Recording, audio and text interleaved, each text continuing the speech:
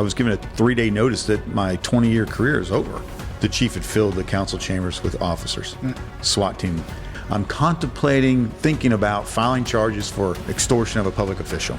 I'm contemplating filing a criminal complaint for the attempted extortion of a public official. Corruption is incremental. It's the little acts of misconduct that kind of build up over time. Absolute disgrace. We're an accredited agency. I was a part of our accreditation team. This is absolutely a pay to play. As my brother, I love you enough to pull you away from a shitty situation. People would rather go to calls with bad cops than go to a call with the person who turned in a bad cop. This is not a police problem. This is a human nature problem. If you watch somebody violate somebody's civil rights and you fail to intervene, you're criminally and civilly liable. This whistleblowing stuff, that's all just sour grapes. You're a pissed off ex-employee looking for vengeance and retribution. Well, why don't you speak out? They're like, look what happened to you, Fisher. I hang the thin blue line flag upside down because I believe we're a profession in distress.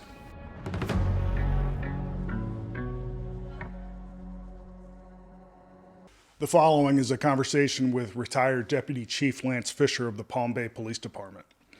Lance outlines the events leading up to his unceremonious early retirement and subsequent public crusade against what he believes to be failures of leadership and unaddressed patterns of misconduct by current employees of the Palm Bay Police Department. I want to make it clear this is a one-sided account of a messy, complicated story. He makes some serious allegations and has provided some compelling documentation and evidence to back up his claims. However, I'm experienced enough to acknowledge some people may find a bit more nuance in at least some of the issues Lance sees as black and white. Regardless, what's very clear to me is I'm speaking to a man who feels deeply hurt and betrayed by an institution he devoted most of his adult life to, which is an all too familiar story for many of us who made it to the other side of the thin blue line. My purpose for having these conversations is never to demean, disparage, or air dirty laundry, but I want to talk about reality because I care about the institution. And despite all of its imperfections, I feel indebted to the profession and the people inside of it that made me who I am today. There's no such thing as a perfect cop. There's no perfect chief or perfect department. And anyone demanding perfection from a job as dynamic, chaotic, and high stress as this one is not a serious person with opinions worth hearing. But we can all reflect, take responsibility, acknowledge our shortcomings, and commit to being a little better than we were yesterday. This is merely a snapshot in time of an ongoing saga for Lance and his wife. I hope justice is served, whatever form that may take, and I hope everyone on either side of this conflict gets the resolution and closure they need to turn the page and start a new chapter. Without further ado, here's Lance Fisher. Lance Fisher, welcome to the show. Thank you. I appreciate you having me, Carl. You are a retired deputy chief from the city of Palm Bay. That's correct. And since your retirement, you have engaged in what appears to be a righteous crusade against misconduct and failed leadership. Yep, that's correct. Okay. Can you introduce yourself and kind of tell us what got you into this? Yep, Lance Fisher. So I've been in law enforcement since 1999 when I did 6 years in the Marine Corps prior to that. So that's been pretty much my whole life. I got into law enforcement when 21, and I got out of law enforcement when I was 51. So pretty much my entire life. So I made it through the ranks. I've graduated FBI National Academy, done SMIP, which is Senior Management Institute of Policing up in Boston, FBI leader classes. So I've had all the leadership stuff. But what I started seeing towards the last few years of my career was that we weren't holding people accountable as leadership, right? And I was a part of that leadership. As a deputy chief, I was a part of the leadership, and I felt that we weren't holding people accountable. I started seeing uses of force that I believe were not necessary. Maybe some of them did rise to the level of excessive use of force, but they weren't necessary. I saw that we were escalating situations and not de-escalating them. And as leadership, we weren't looking at the problem. And we were seeing the same officers over and over and over using force. Nobody was ever pulled to the side. No official channels were ever, like official disciplinary measures were never enacted on all of these. No, not at all. We had systems in place. We had mechanisms. We called it a PARS. Okay. And I gave that to you.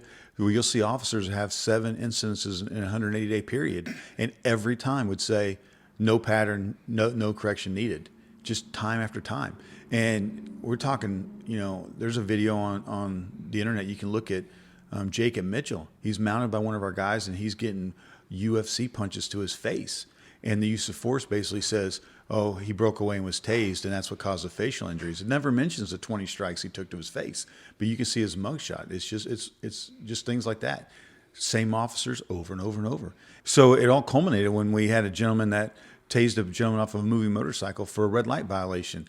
The officer pursues him for 2.5 minutes, and we don't even call it a vehicle pursuit, but ultimately has this trainee pull up alongside this guy and tase him off of a moving motorcycle. Obviously, he crashed, broke his clavicle, 5 of his ribs, 6-lane highway on Palm Bay Road. This is something that, because when you get into a pursuit, you call it out on the radio, the cavalry shows up, the supervisor's listening. This was not something that supervisor took any action on? None. As it was going down? None whatsoever. And, he gets disciplined for the tasing. He gets 100 hours, not terminated, because I said, Chief, we have to terminate this guy. To me, this is an excessive use of force. To me, this is a crime. When you tase somebody off of a moving motorcycle, causing them to crash, I believed it needed to be referred to our state attorney's office for potential charges. Because to me, that's a deadly force situation, right? If you tase somebody off of a moving motorcycle, they're going to crash. Yeah. And now he's on a 6-lane highway. You can see the cars. Never turns his body camera on until he's on the side of the road with the crashed victim, and on with a trainee driving. So you tell your trainee pretty much Wild West style, like you're on a horse, pull him aside alongside the guy and tase him. So we disagreed. I believe that he should have been terminated.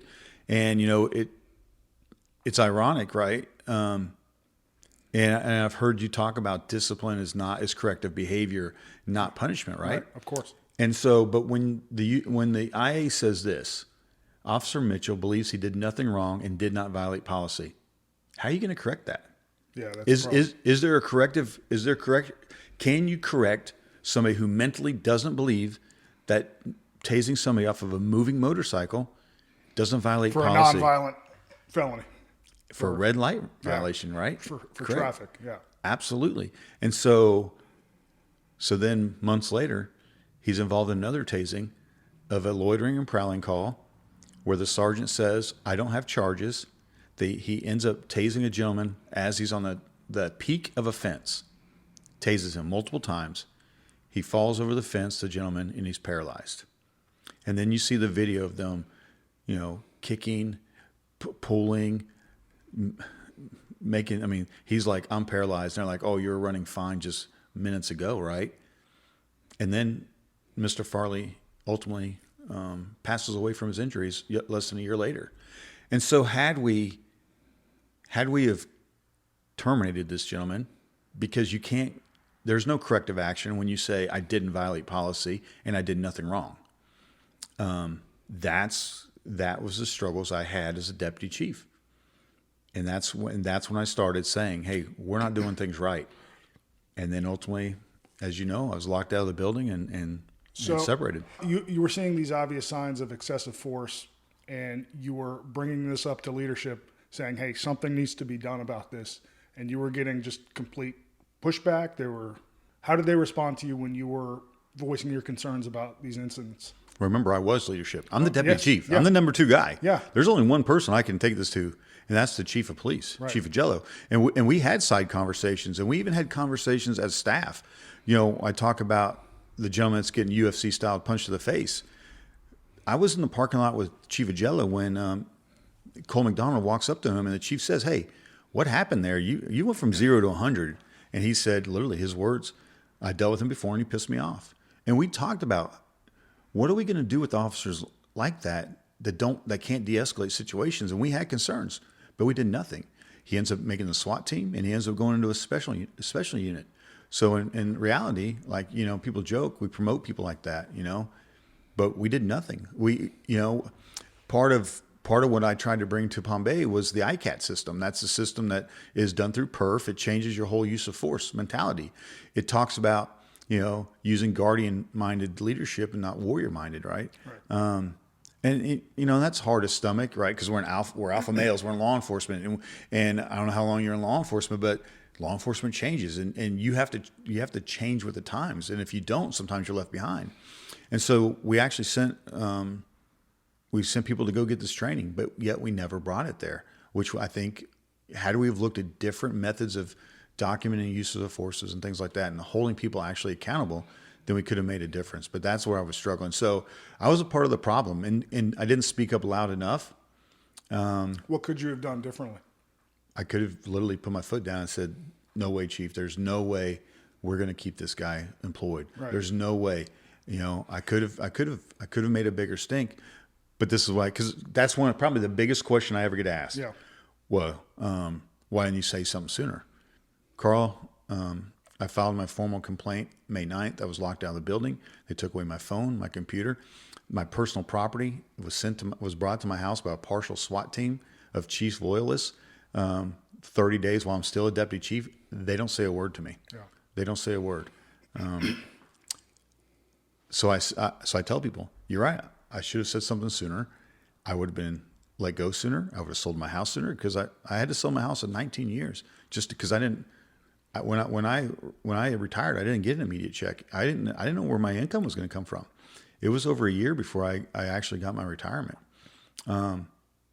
So I could have been more boisterous. Well, you were maybe in a bit of survival mode at that point too.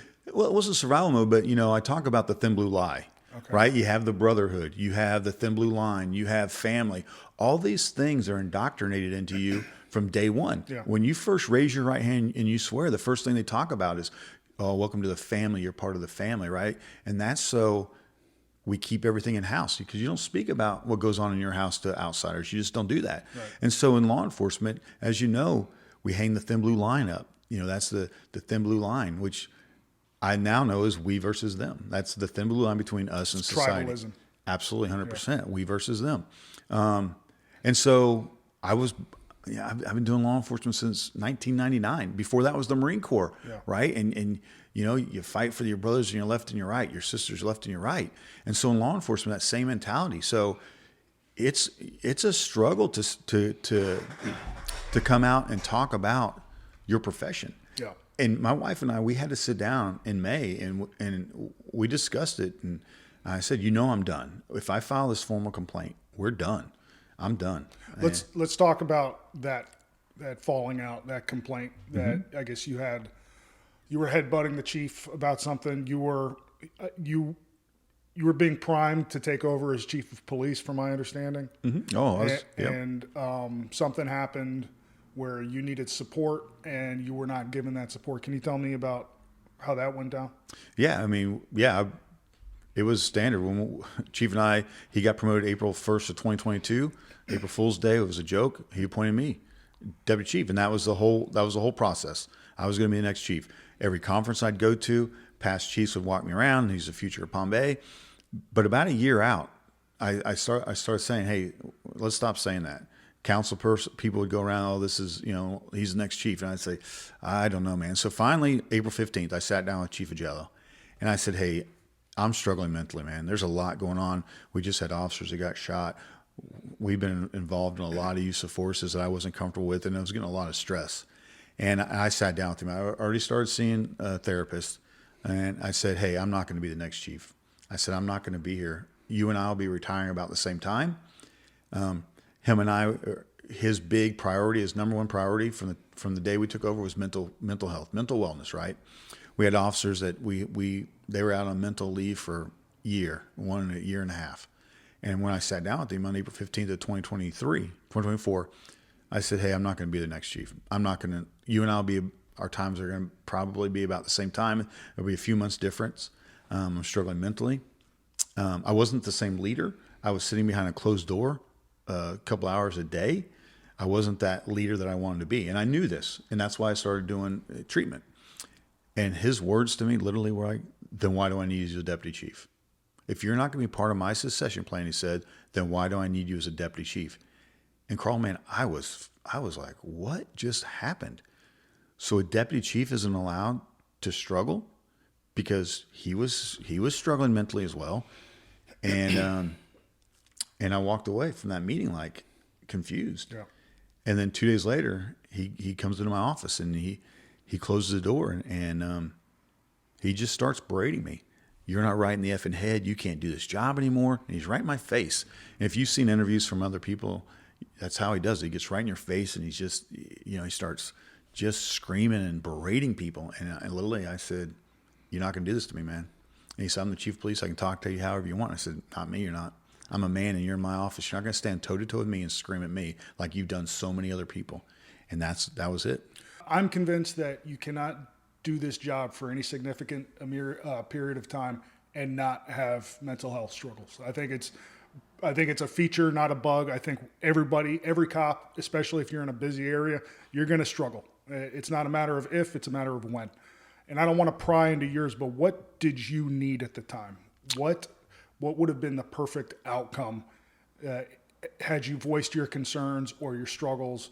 What would a real leader have done, in your opinion? Well, like he'd done for a lot of the other officers. I was already doing treatment, but I knew I needed to take a higher level. So I was doing individual weekly therapist, but I was looking to do an intensive outpatient treatment, which would have taken me literally it was a 3-month program, not inpatient, intensive outpatient, but it was group sessions. So I would have been tied up pretty much 5 days a week. But I need that same support everybody else got, right? I'm not sympathy, but empathy, right? Yeah, I understand what you're struggling. So there was a precedent for things like this in your agency? Yeah. They had taken care of other people?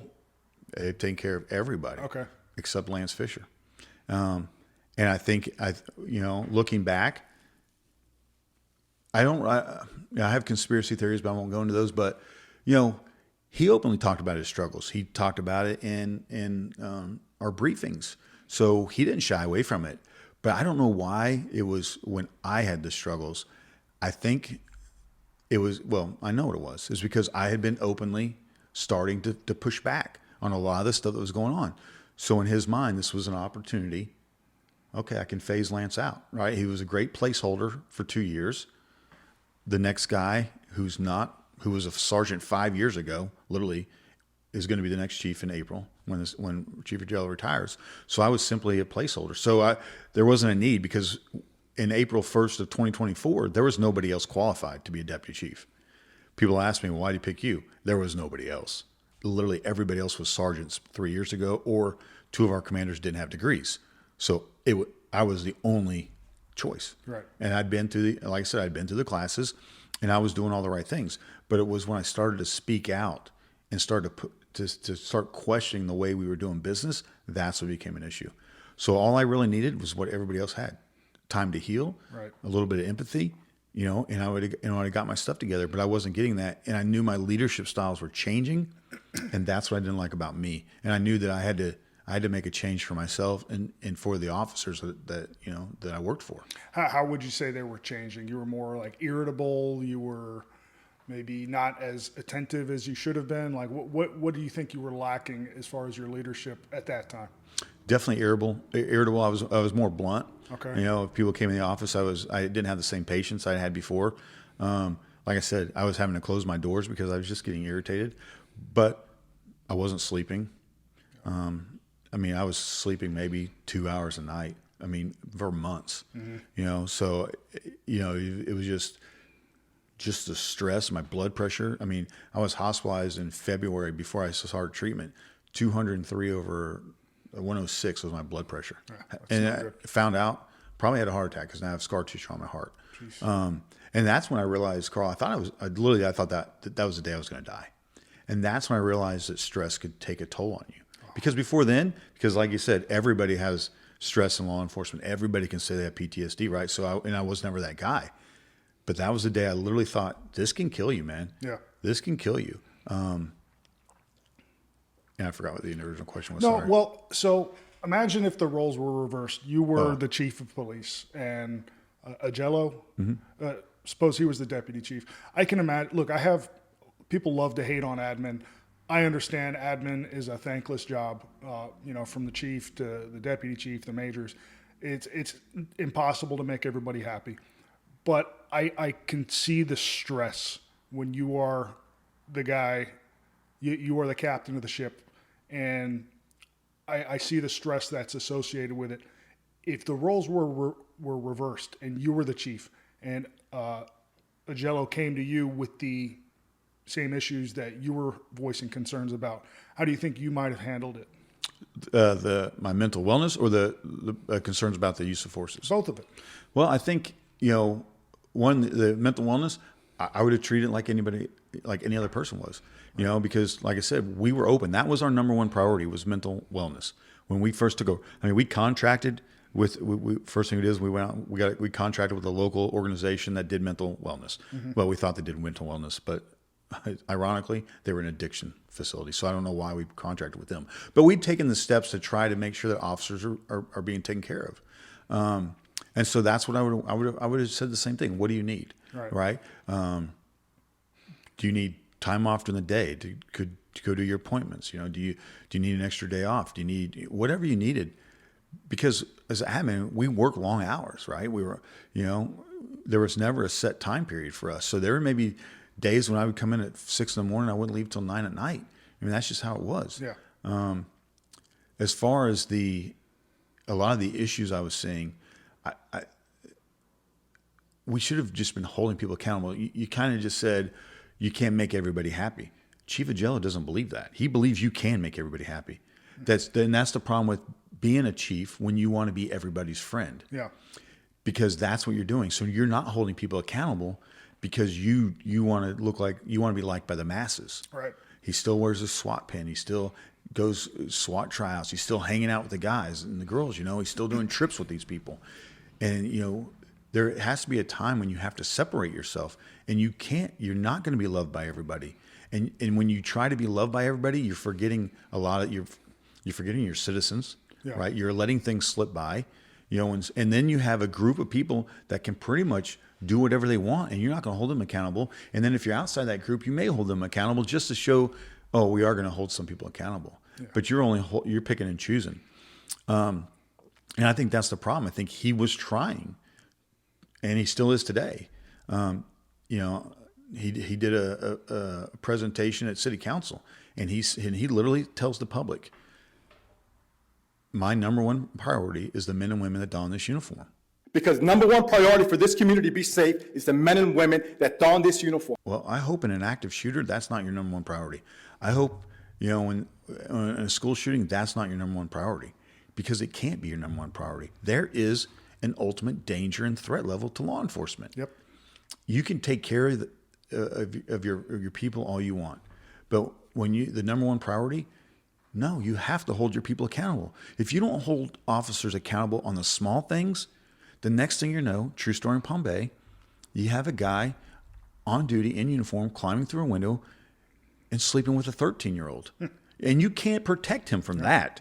It's the broken windows theory of policing. Absolutely. You have to address the small stuff to prevent the big stuff. Absolutely. And, we have guys that have been involved in multiple shootings now. And if we just stopped at the first shooting and said, shooting through from the front of a house through an open door, through the man's house, through a closed slider, striking him 20 plus times in the backyard from the front of the house is a bad tactic. Had we have changed that, we may not have had other shootings, but we don't. We just wouldn't take care of the little things. Had we have stopped somebody from tasing a gentleman off of a moving motorcycle, and had we have done corrective measures, and that officer right, and her saying is, I did nothing wrong, then maybe Thomas Farley wouldn't be deceased today or paralyzed, because that same officer, not understanding that a person at the top of a fence line for loitering, the sergeant says on the radio, I don't have charges on him, and yet you tase him and he falls over the fence and breaks his neck. That's solely on the chief for failing to hold people accountable. And that's what I'm saying. It's like a child. If you don't stop them from stealing candy bars, are they going to be stealing cars when they're a teenager? I don't know, but that's the problem. When you don't hold officers accountable for the small things, they do something that you ultimately can't protect them from. Okay, so you were retired. Chief pushed you out. You didn't have any access to the building anymore. SWAT team came and gave you your stuff, and you were basically excommunicated from the agency. Did I get all that right? 100%. Yeah. So after on April 17th, when he came to my office and got in my face, I yelled back, right, man to man, and which he's done with his previous chief, we're two men having an argument, right? But his ego couldn't handle that because people knew about it. So I went to a conference, I'm sorry. So after the April 17th, we had the blowout. So he basically sends me home for the day. And I said, okay, no problem. But I said, I want to speak to the city manager. You're not going to yell and scream in my office. You're not going to discriminate against because he knew I was a disabled veteran as well. So he knew I was struggling. So to try to use that against me, right? Coming to my office, start screaming at me, knowing that I was already had a potential to scream back. I mean, Yeah. we've all suffered from that, right?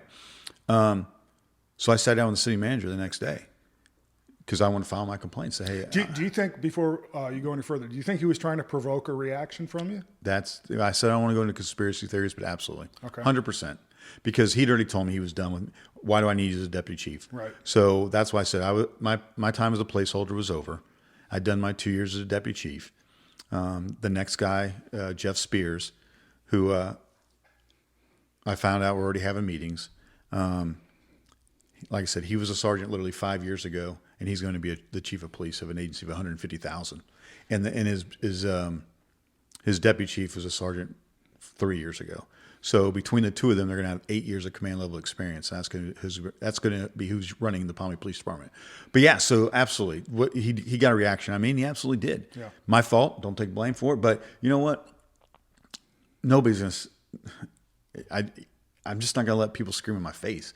You're in my office and you're literally toe to toe with me, screaming in my face. And I screamed back. And he was like, and he does what he always does. I'm the chief of police. I can talk to you however you want. And I said, no, because I've been in so many meetings, Carl, where he does talk to people like that. Matter of fact, I show you a video where he does it to Melbourne Police Department.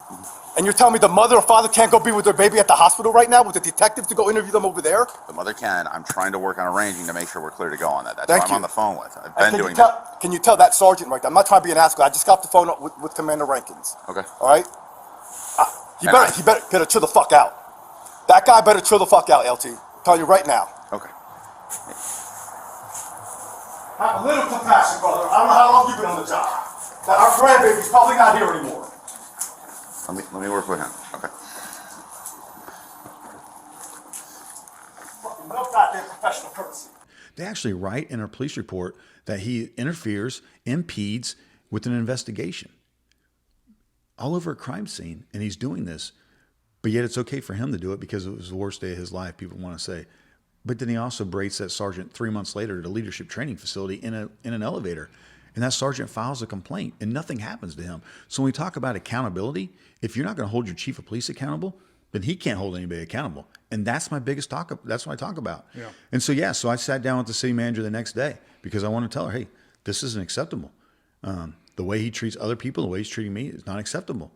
I walk in and he's sitting there.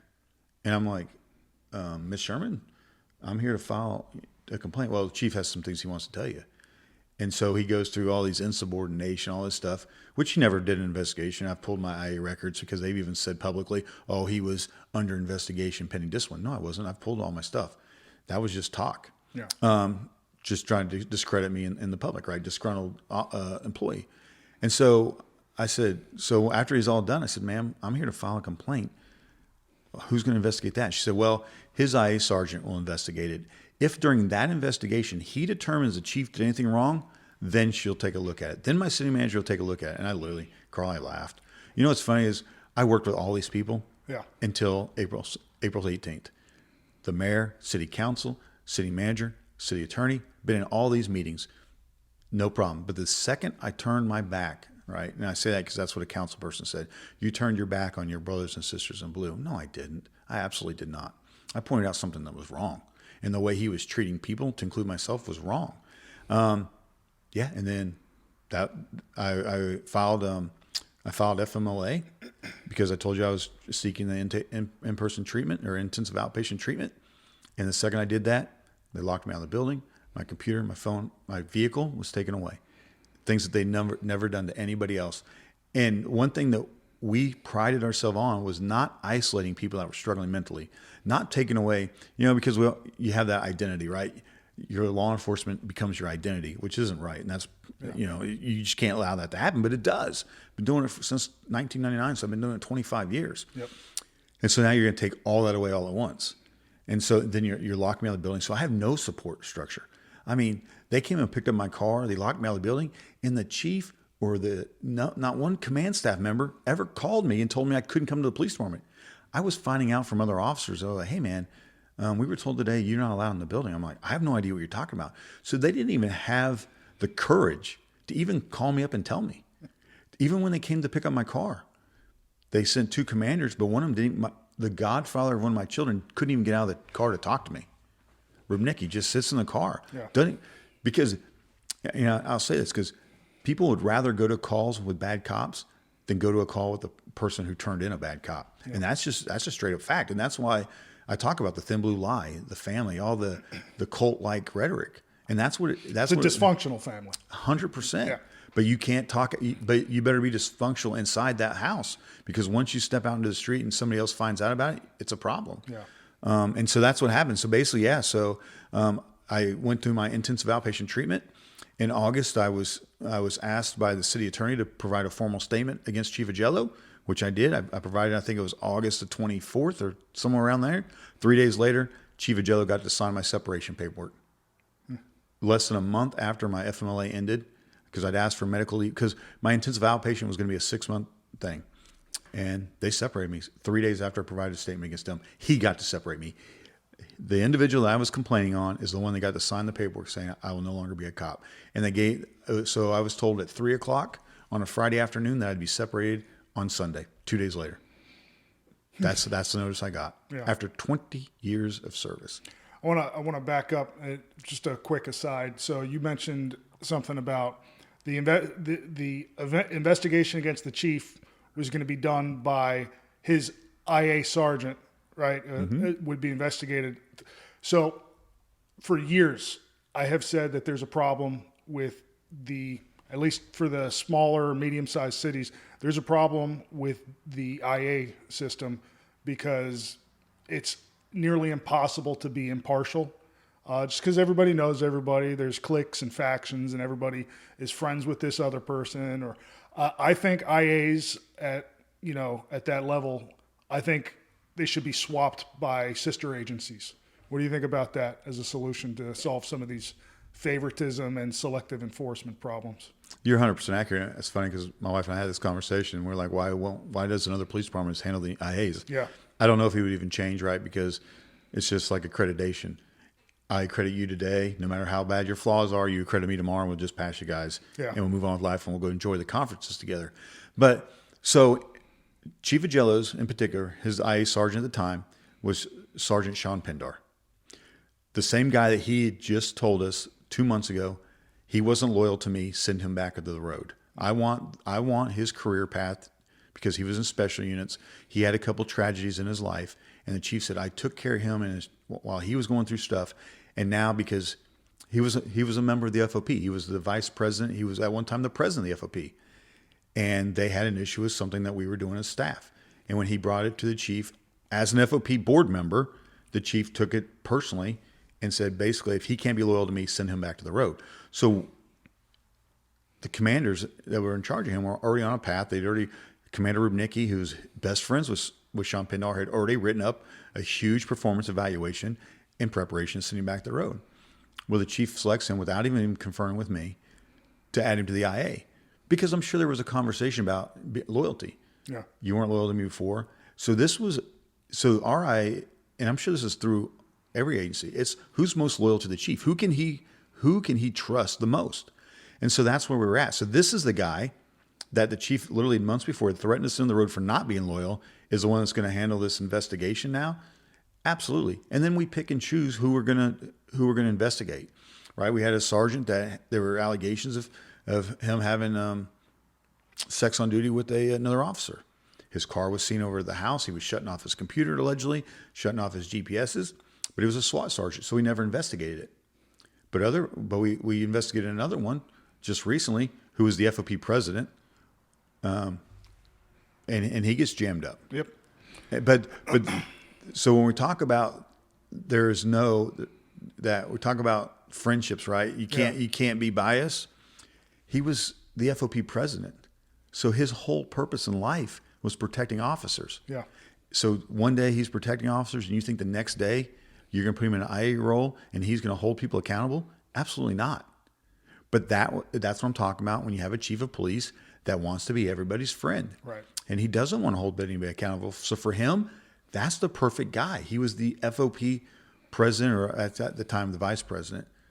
But that was his whole purpose, was taking care of officers. So he's perfect for a chief that's wanting to be loved by the people. So you were pushed out and you went on your warpath. You started, did you make videos first, or you started going to commission meetings first? No, the first thing I did is I went to well, again, I filed my complaints. Right. I did a whistleblower complaint while I was still a deputy chief. I filed my initial complaints while I was a deputy chief. And yeah, I was pushed out. And so I went to my first council meeting was on my first council meeting was September the 5th, 2024. And I told my story.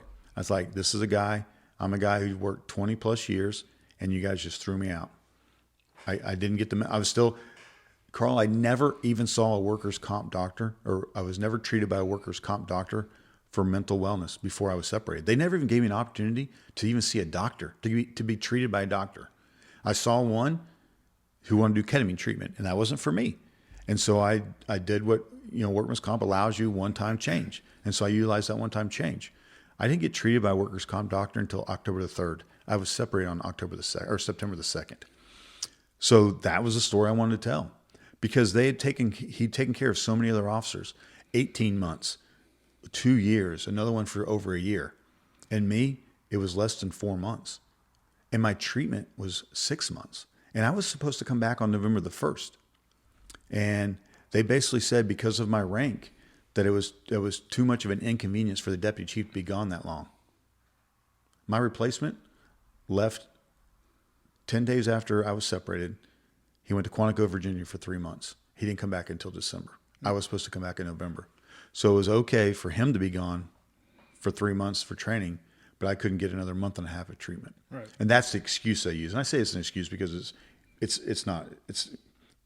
you can't say that because of my rank, it was too inconvenient for me not to be there, but yet you sent my replacement away for 3 months. You just can't do it. And it was no problem when I went to the FBI National Academy, or the chief before me went to the FBI National Academy. So it was okay then to be gone 3 months at a time, but to get mental wellness treatment, it wasn't acceptable. So you go on your warpath, you go on your crusade, you start dropping some truth bombs for about 3 minutes at a time at a council meeting. What type of reaction did you get? What was the response?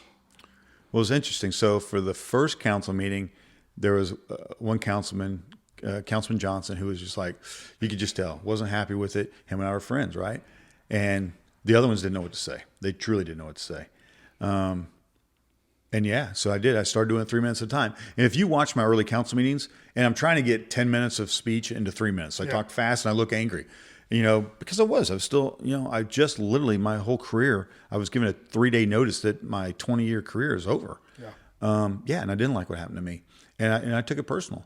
And so I started talking about it. And the very things that I complained on paper, my whistleblower complaints, I brought them to the podium, because again, it had been 4 months and not one person had done anything about them.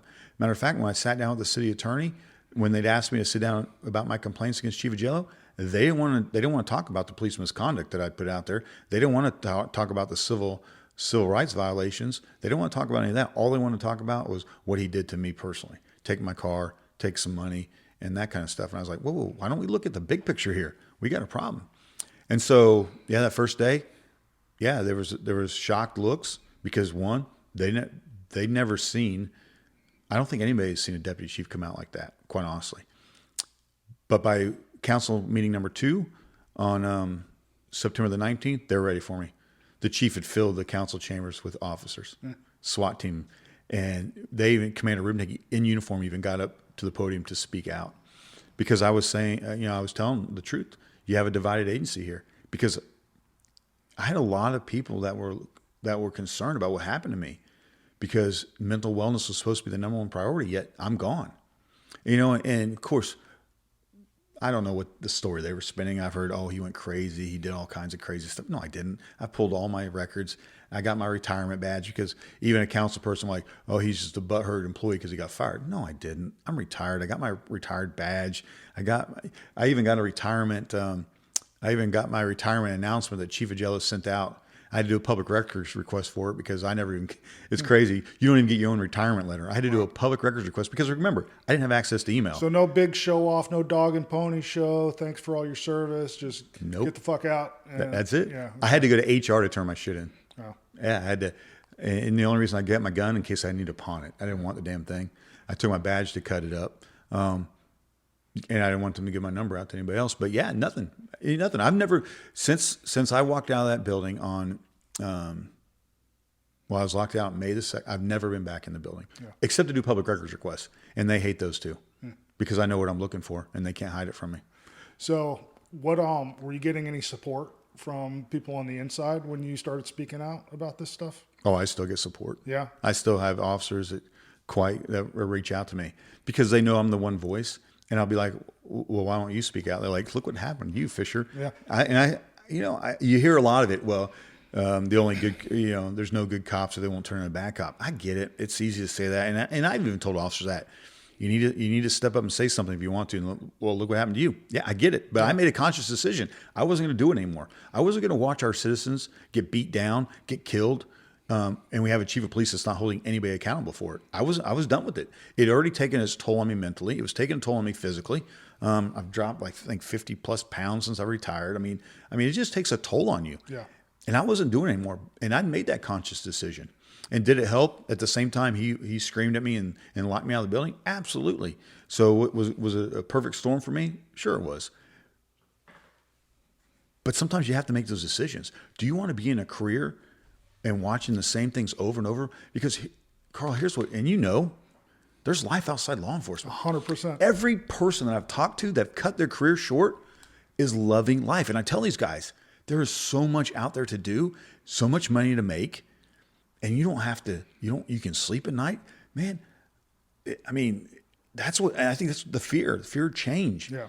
But every person has walked away from that job is doing much better. A lot of them have opened their own businesses, just working on their own and making tons of money, and they're so much happier, and their families are happier because that's the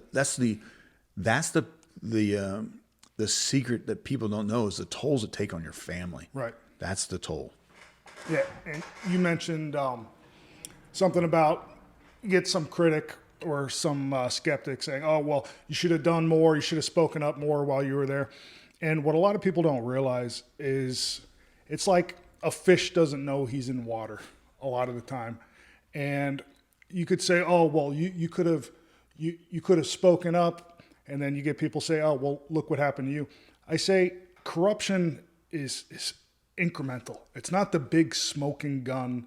It's little, like you were talking about. It's the little acts of misconduct that kind of build up over time and snowball out of control. And it's like, where do you draw the line? Because look, bro, I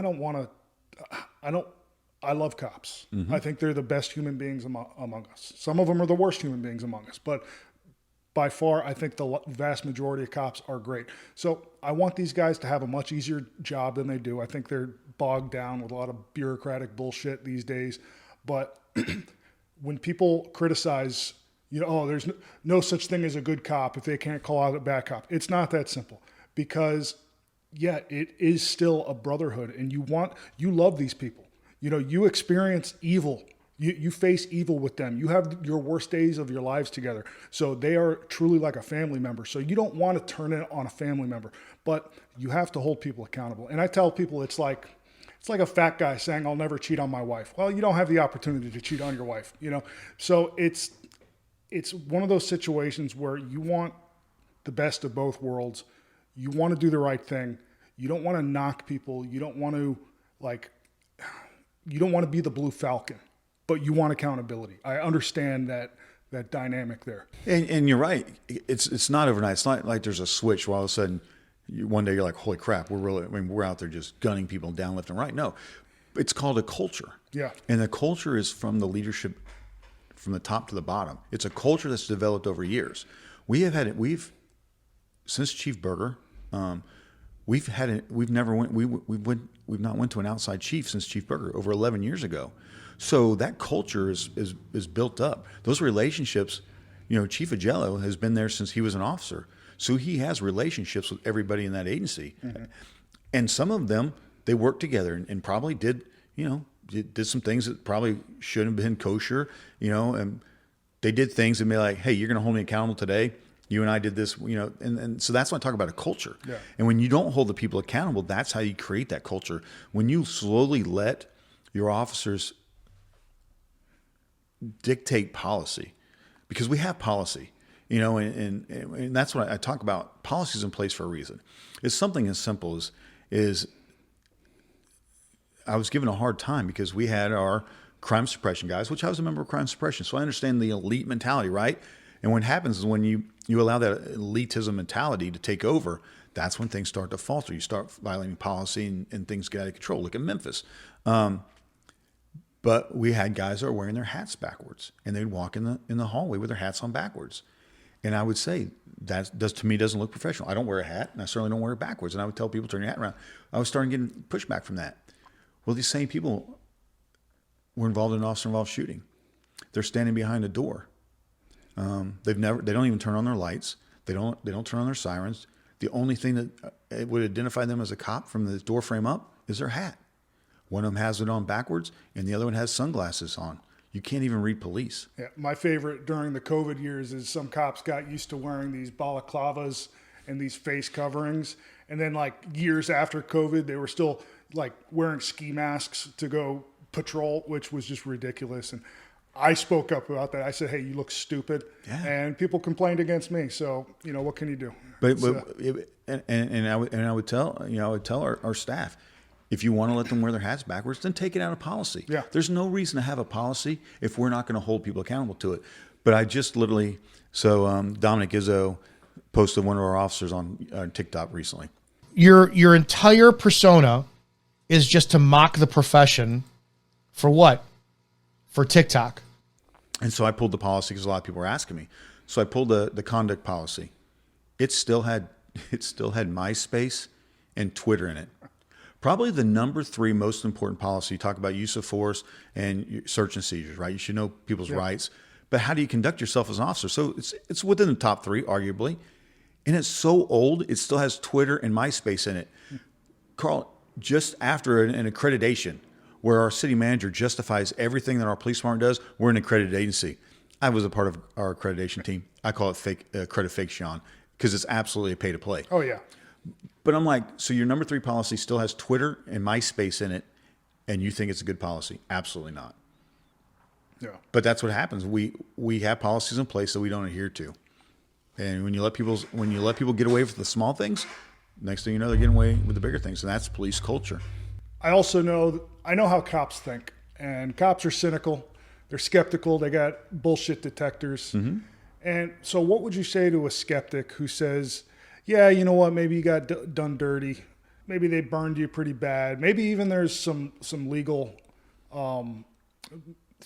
issues with the way they treated you. But all this, the auditing, the speaking up at council meetings, this whistleblowing stuff, that's all just sour grapes. That's just you're a pissed off ex-employee looking for vengeance and retribution. What would you say to somebody who might? Because I know that's what cops are gonna say. Just because I know cops. Well, how would you respond to something like that? Well, yeah. I mean, if you look at my early speeches, right, a lot of that was that. Yeah. I was disgruntled. There's even newspaper articles. That's what the chief called me. Disgruntled employee is what I was called, because I wasn't disgruntled on April the 14th. I became disgruntled on April the 15th, right, the day that I get yelled and screamed at. So yeah. So if you look at those early ones, it was a little bit personal. But I'll tell you, because you even said it, my entire life was law enforcement. Yeah. I still love law enforcement. I back the blue, right? I do. What I'm against is failed leadership and failed accountability, because that harms individual officers. Because one cop who's out there doing misconduct puts other officers in jeopardy. Bad officer safety puts them civilly and criminally liable. I mean, there's Florida law that says you have a duty to intervene. Yeah. It's law and civilly as well. If you watch somebody violate somebody's civil rights, you fail to intervene, you're criminally and civilly liable. So failed accountability on one officer, it's a problem for all officers. So when I say, yeah, I still back the blue, but I believe you have to be accountable. and failed leadership is bad for everybody. And so, yeah, so if you look at my early speeches, absolutely disgruntled. But I'll tell you that it turned when I realized that all my complaints, they went nowhere. People didn't care that my chief had interfered in an investigation, interfered, impeded an investigation per the legal report by Melbourne Police Department, screaming and cursing at officers from another agency. Nobody cared. Nobody cared that we weaponized an entire police department. The chief Jello weaponized an entire police department to attack his neighbors. Literally a house that was across the street. It was a sober living house. They fabricated this thing about, there was all these illegal narcotic sales. And over the next 9 months, we would personally go to that house over 200 times. Police initiated, not like somebody called the police. We would sit on their house and we would follow his neighbors everywhere. And in over a year and a half of this, 1 misdemeanor weed arrest. You can't do that in law enforcement. You can't use your badge and do police misconduct. But it changed. You'll see my speech change when I realized nobody was listening to me. I'm a deputy chief. Yeah. A retired deputy chief. So how does a citizen get any kind of justice? How does anybody listen to a citizen then? And that's when I realized we had an issue in our field. And that's why if you see, and your cynical cops will be mad at me because I hang the thin blue line flag upside down, because I believe we're a profession in distress. That's a profession that I grew up in, that I care so much about. I believe it's in distress. How do you think we got there? Again, it's just, failed leadership. I think police culture has changed within our agencies. And I'm all about if you have the right person to stay internal. But sometimes you have to go external if you find the right candidates, because you can also go external and get the wrong candidate. But I found out that our politicians, our city leaders, they'll back a chief no matter what they do. I don't know if they think that they're responsible or if it's about liability, right? If we say that an officer does something wrong, now the city is liable. I believe that's a lot of it. But, if you look at, I talked to a city council person in Mascot, because we hired an officer from Mascot, Florida. We hired him in Palm Bay, and the guy is terrorizing our community. But then I find out he did it in Columbia, South Carolina. He was ran out of there. In Mascot, he's involved in a use of force incident. And the same thing. She couldn't get anybody to look at the use of force against her husband, who was a corrections officer in uniform, when he's brutally tased, yanked out of a car and tased, all because he pulled alongside the road when his wife was pulled over. They were following each other to work. They both worked at 2 different correction facilities. He sees that she gets pulled over, so he just pulls up in front of her, about 30 feet in front of her. Next thing you know, the cops ripping him out of the car because he's like, no, I'm going to stay here until the traffic stop's over. I'm legally parked. And then we hired him. But she ran for council because she didn't have a voice as a citizen. And that's when it started to change for me. Citizens don't have a voice. And so I was going to council, and it wasn't until they changed their council policies. They started limiting speakers from because you used to get 2 3-minute spots. Now you can only do one 3-minute spot. You couldn't speak on consent agenda items. So the more I went to council, the more they started limiting the speech of all citizens, and eventually got to the point where they wouldn't live stream the public comments anymore. And people started calling me up. You see what? I think there's case law on that. I think that's a clear First Amendment violation. I think you don't have to live stream it. Okay. But they would live stream the rest of council, Yeah. except the public comments. And they called it the Lance Fisher agenda. People were calling me up. You see what they're doing to you now. And when they did that, citizens were like, now they've started to listen. Because before then, disgruntled employee. Now it was like, well, why are they trying to silence him? Is there something factual here? And so then they had to bring him back because there was such pushback. But now they just, I moved outside the city, and now they just passed the ordinance that if you're not a city resident, you can't speak at public comments anymore. That they are getting sued for. That is absolutely a First Amendment rights violation. And they got sued the day after they implemented that one.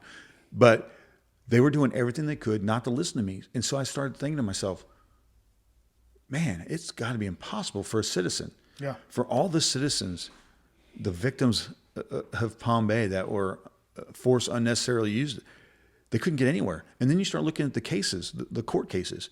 there's so little avenues for justice, and that's unfortunate. And so honestly, I didn't start my YouTube channel until October the 4th of 2025.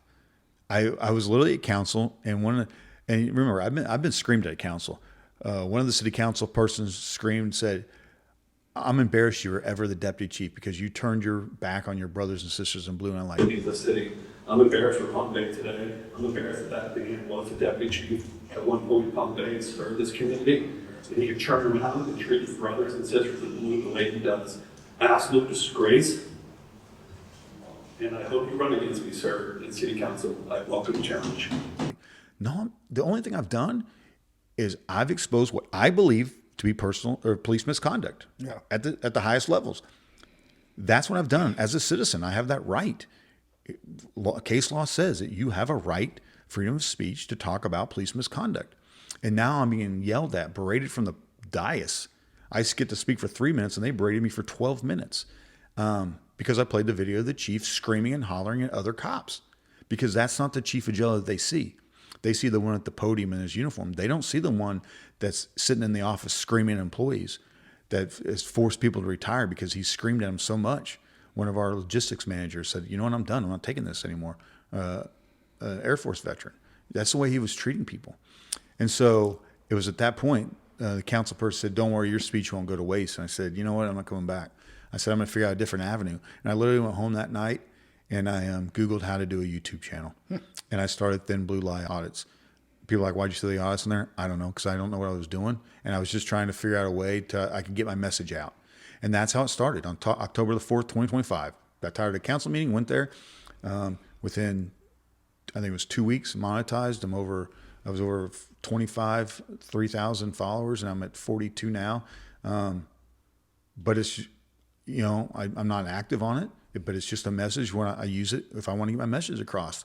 And then you can look at me. It's nothing I rarely post about me anymore, because with the Thomas Farley, the gentleman that was tased off the top of a fence line, I realized we had a bigger problem. The bigger problem is citizens don't have an outlet, and we have officers, specific officers, that are not being held accountable, and that they're terrorizing citizens, and Derek Mitchell's one of them. And so, if you look at my message now, it's not about me. Right. It's about accountability. It's about the mission. Yeah, it's about accountability, and I call it failed accountability, failed leadership. And that's what it's all about, because if we fail as top leaders, then everything below us fail. And you cannot say you back the blue if you're not going to hold your leadership accountable. You can't say that. And which is funny, is our city council, "Oh, you don't black the blue. You talk disparaging about law enforcement." No, I don't. I've never talked about our officers. I've talked about failed leadership, and I've talked about bad misconduct. I've never talked bad about the officers. A lot of them still talk to me. Yeah. They don't tell anybody they talk to me, and I don't tell anybody who talks to me.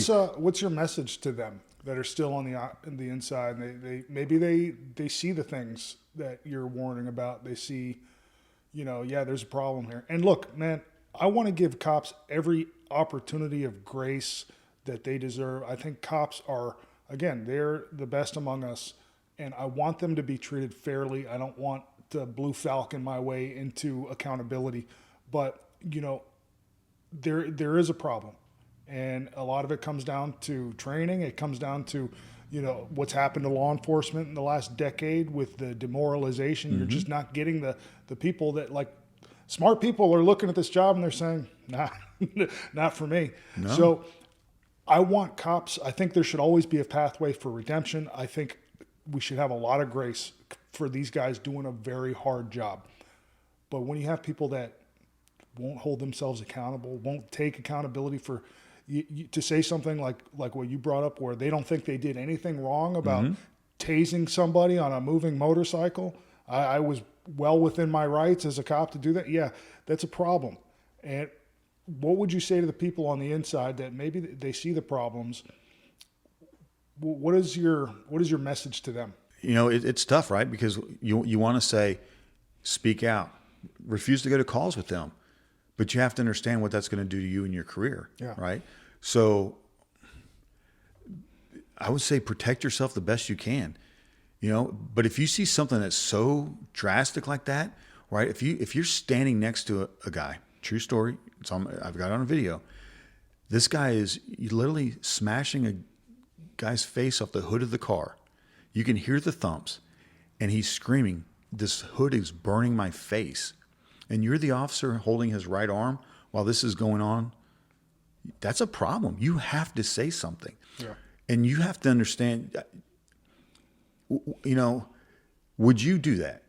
If you're the officer that's holding that arm, you might as well be taking his face and his head and slamming against the hood. If you wouldn't do that, then you can't allow another officer to do that.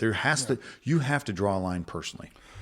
You have to draw a line personally. When it comes to uses of force, I told the guys that I worked with is that you need to have the talk early on with your guys, because you're going to get into some shit and you are going to be in a position. Look, we're animals, and a switch will flip in our brain when we're in that fight or flight.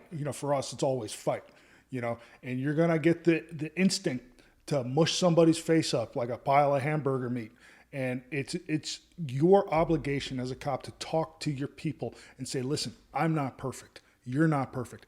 But as my brother, I love you enough to pull you away from a shitty situation. And I'm probably going to need it one day. And I hope that you guys would yank me off a guy if I'm going a little too hard on him. Like, that's the talk cops need to have with each other. Especially, dude, everything is on film. Literally everything. You are being audio recorded and video recorded all the time. I get the instinct to want to punish people. You don't see justice in the court system, so you want to dish it out on the road. That is what is going to get you jammed up. And so cops need to have that conversation with each other before they get out of the roll call room. They need to really have an understanding with each other that, listen, your job and your livelihood is on the line. So let's appreciate each other. Let's be there for each other. And that means backing them up. That means getting into the shit with them. But it also means, hey, you know what? Relax on that. Yeah. It's crazy because as a supervisor, if somebody used force, the fastest I could separate them from the person that they used force against, the better off it was for everybody. Yeah. And all these videos that I'm being sent, it never happens. Nobody ever separates the force user and the person that had force used against them. They allow those two people to stay together. And then you see the berating, the belittling, the cursing, the screaming. I got a video where they let this guy, who he's literally on video, he's seen choking and striking a handcuffed pregnant female. They sent him to the hospital with this girl. And so now she has to spend the next 3 hours at the hospital with the same guy, and she's complaining of neck and facial, right? Yeah. And he's literally on video telling her to shut up, stop being a victim. He's just antagonizing her the entire time. To say, That's why you're I in the am position you're in pain. now. So stop your bullshit and shut up. Excuse me? Who are you telling to shut up? You. Even a sergeant comes there and she's asking the sergeant, can you please switch out this officer with somebody else that didn't assault me? Can you bring a second officer, anything in here to stop him belittling me? Not only and then the sergeant does it in front of the sergeant, or the officer does it in front of the sergeant, belittles the prisoner again. And then the sergeant has the peace of mind to say, yeah, something's not right, and goes and asks the nurse if he can have security come in there, but never switches them out. And so an hour later, he's right back at it again. So that's key, right? To simply put a hand, like right when the fight is over, hey, it's done. It's not personal. It's over. It was business. And force, I think Gary Wilhelm said it the other day. We did a little podcast. He said, force is ugly, no matter what, 100% ugly. Yep. But it's what happens afterwards that you can control. Yeah. Right? You can't always control what's going on in the heat of the moment. But when it's over, you can literally put your hand on the officer's, hey, I got this. You go take care of the crowd control. I'll take care of this person. But we don't see that because, again, I think it's that mentality, right? We're all alpha dogs. You don't want to step into somebody else's business. Yeah. Even though the officer takes over the traffic stop from you and then it goes south, but you won't re-engage and pull him away from and protect himself. And we see that time and time again. You can see that in every video. If somebody had just separated the two, the force user and the person that got forced used at the beginning, and separated them, you wouldn't have a lot of the ugliness you see now. Yeah, you can. This is a hot take here, but you can punch somebody, you can beat somebody pretty bad, you can shoot them, but you don't have to hate them. As a matter of fact, you can have compassion for them. 100%. You know? And that's a really hard bridge for a lot of people to cross in their minds because they're on. You know, you have to really incorporate some stoicism and some empathy and compassion for these people that you're dealing with, even if they're trying to hurt you. It's not personal. It's just business. This is your job. 100%. You don't have to hate people to do this. But so, Carl, in your career, how many times have you trained that though? How many times have you done? Because we all do scenario based training. A lot of it is active shooters. We're all training for that thing that may never happen. You hope it never happens. That's what we train for. Yeah. But we never train for the day-to-day stuff. The de-escalation, the simple traffic stop where somebody won't roll their window down. You don't do that scenario-based training. But how many times do you train where you get into a scuffle and then it's over and you train either one officer to separate or you train somebody now to be like, hey, it's not personal, it's over. There's steps we got to do. I got to get you to the hospital. We got to go to jail. We can't get around that. But you don't train any of that. You may do some verbal judo or some de-escalation training. Like ours was PowerPoint. You get a PowerPoint, sit in your email and you read it. If you're lucky and it doesn't have a timer on it, you'll get to click it in 5 seconds. If it has a timer, you just put it over into another window and you read something else. But we never train that. So we don't train for the day-to-day, every call for service we go on. We train for the one that we hope we'll never have to go to. And that's the we versus them mentality. We're always training for the biggest evil. Yeah. And so then every person, every traffic stop, every door we knock on, every person we stop on a bike, they're evil. You'll hear it. The evil. Actually, I think you said at the beginning, we're evil, we're evil. They're we versus them. Yeah. The good guys versus the bad guys. And that's the mentality. I call it Harry Potter syndrome. A lot of these cops, the tribalism, they feel like they have just been, they just graduated Hogwarts and they're all powerful wizards that are worthy of wielding the magic. But the muggles, the public, they can't wield the magic. So that's the best way I've learned to describe it, is that cops think they're special. They think they're untouchable. They think they're above the law. They get to do things which in a lot of cases they are. You know, they get to do things that the public doesn't. But like Uncle Ben told Peter Parker, with great power comes great responsibility. Yeah. And that's what, and you know, I didn't realize that until I started speaking out as a deputy chief and nobody would listen to me. Yeah. That's how I realized how powerful law enforcement really is. And they are untouchable. I mean, even video, you said everything's on video. I've seen you the pictures and I think I've seen you the clips. Literally, this officer's kicked a traffic stop for a flock hit. A flock camera hit tells an officer that the owner of the vehicle's license is suspended. The owner's not even in the vehicle. Yeah. After 20 minutes, an officer tells her, you're free to go. The other officer doesn't want her to go. Ends up ordering around a vehicle, smashes her window. She heads to her house. He pursues her to her house for a flock camera hit. Her license is valid. Everything's valid. Ends up kicking her door, dragging her out. Next thing you know, it's inside the car. She's pregnant. Yep, she's loud. She's screaming. She's pissed off. I get it. But you see him grab her by the throat, drives his thumb into her neck, and he strikes her in the face with a forearm, all while handcuffed. She's not a threat, and yet nobody stops her, and nothing happens to him. All on body camera. The use of force says that her complaints of pain to her neck and being struck are unfounded. Signed by Sergeant Pendar, Commander Ribnicki. So here's paperwork. Even though body camera shows one thing, paperwork says completely different. So they are untouchable. And that's the problem that I think we have today, is even when body camera or anybody speaks out, we just deny. It's just like, you can watch your 3-year-old in the cookie jar. Yeah. You're taking a cookie. No, I'm not. Yes, you are. No, I'm not. Yes, you. And we'll do it all day long until apparently they're not. It's a familiar scene. We see some cop video go viral, and the peanut gallery starts yelling, "Oh, it's training. They need more training. Oh, they need to implement this policy." But no, I'm sure, as you can attest to, the policies are correct. It is the fidelity and the implementation of those policies where things fall apart. When somebody wants to be everybody's friend, they don't want to ruffle the feathers of the troops, and they forego accountability. They brush things under the rug. And that's how you get a Tyree Nichols situation. Absolutely. Yeah. So, I talk about back, I think it was May or April of last year, the FOP president. He is the current FOP president. A former officer makes allegations that they had intercourse while they were on duty and that he was sending her pictures while he's on duty. He's the FOP president. Well, they don't even investigate the sex on duty. They literally, the only thing in the investigation, I think I sent it to you as well, he says, I have a Fitbit and it can prove I wasn't on duty. That was it. There was no investigation on that.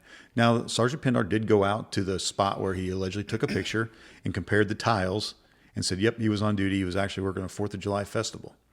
So again, they won't even investigate. So you believe that and remember, IA is 51%. Preponderance of the evidence. Is it more likely it happened or not?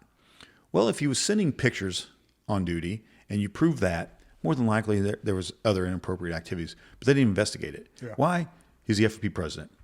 They want his endorsement for Jeff Spears to be the next chief. But you also didn't want to piss off the FOP president. So he ends up getting 30 hours, taken out of his vacation, didn't lose a dime. Moral conduct violation. FDLE should have got reviewed. His certification. Is this an officer that you want working your streets? Well, I mean, I'll push back a little bit. Did he acknowledge that he fucked up? Did he assure that was never going to happen again?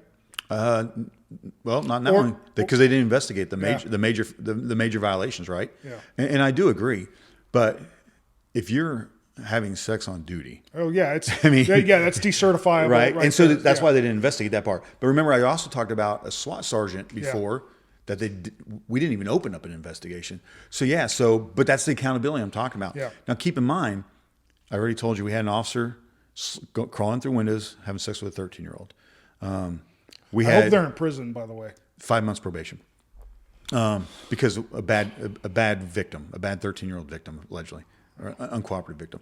But we had 2 other officers investigated for sexual assaults. Both of them were not charged or anything. But this is a history that you have as a chief of police. So when it comes to these type of allegations, you'd think you'd want to be a little bit more careful about them, right? Because we've already made the headlines. You can Google Palm Bay Police Department arrested. And that's the issues I have. So we even had one guy, he's on probation. He does a social media post on his own personal account. He's on probation with the agency. Mm-hmm. Yeah, so he's an at-will employee. Okay. He's not protected by the FOP.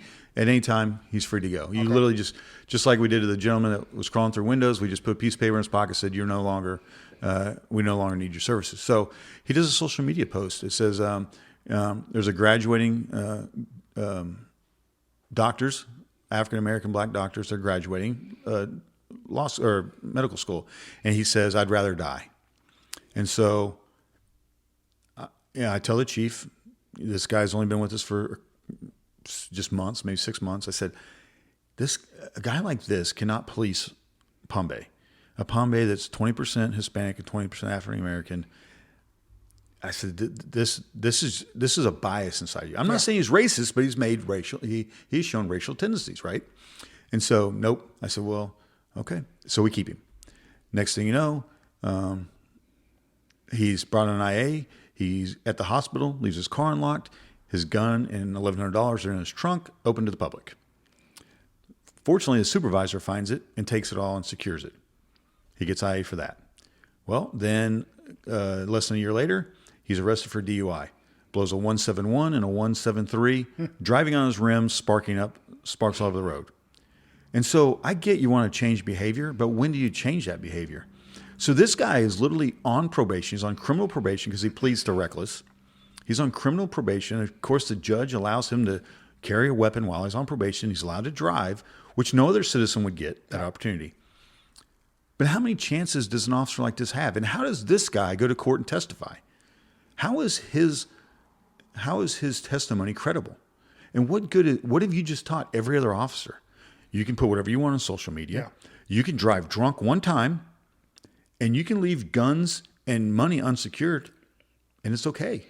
That's perhaps the biggest problem is this monkey see, monkey do aspect. Yeah. Because these guys, they work with each other closely. Yeah, everybody has dirt on somebody else. And when you see these employees that are engaging in misconduct or they're slacking off, you're sending a message to everybody that this is tolerable, that anything goes here. And then guess what? That people are going to up that ante. They're going to try to one up each other on to the extent to which they're going to, fuck something up or slack off or, do any type of misconduct. So that's the biggest problem, is that if there's no accountability with anybody, or if you brush something under the rug for some people, everybody sees it. Everybody, and that's the standard you've set. That's the precedent you've set. Yeah, because I talk about the sergeant.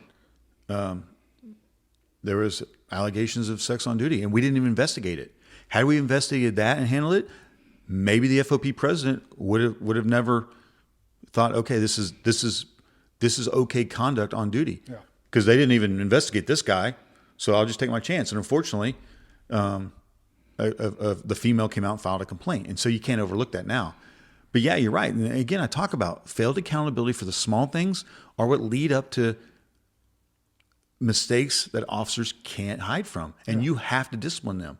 And I think that's when I talk about failed leadership and failed accountability, that's what I'm talking about. It is okay to back the blue and be supportive of the blue and hold people accountable. There's nothing wrong with that. But here's what's funny, and we didn't talk about that, so I'll just go on this. But when you start openly speaking out about law enforcement, right? A retired deputy chief, been in law enforcement since 1999, 2 different agencies. So when I start speaking out about law enforcement, about police misconduct at the highest levels, all of a sudden I'm anti-police. Defund the police. Well, you hate police. No, I don't.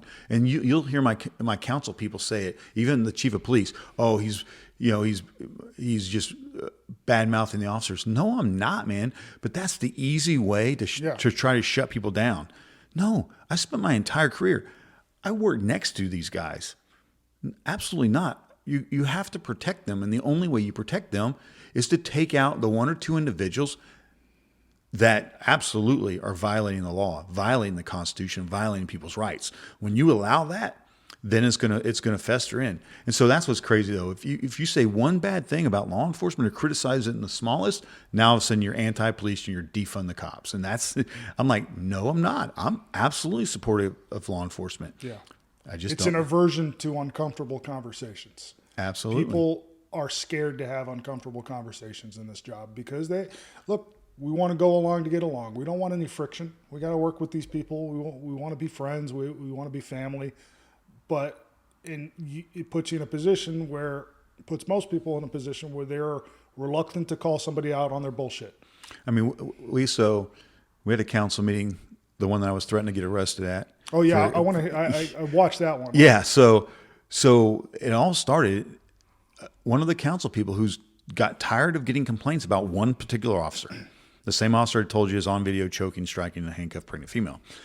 Tired of hearing about it. Tired of hearing about his application doesn't jive with his history. That we hired a guy, it's in our hiring packet, 8 unnecessary use of forces from Columbia, South Carolina, not policy compliant. Violation of vehicle pursuit policy, violation of courtesy policy, violation of, it literally says separated for police misconduct, all in his paperwork, yet we hired him. And we think his history is going to change when we get him? Absolutely not. Because that same guy is in a police brutality lawsuit from Mascot, Florida, where we hired him from. And so he asked a very simple question. He said, can we just ensure that our hiring practices are sound and that we've actually looked into this officer? And man, one guy started just screaming. He talked about Marxism. He talked about defunding the police. He said, I want our officers to be war fighters. No, we don't. It's not a war out there on the streets. That is clearly we versus them. But he's talking about how they need to have the ability to do whatever they need to do. Evil. And I'm like, no. But he took such a beating that day, and that's all he asked. Can we ensure our hiring practices are sound? And can we ensure that we followed up with the complaints?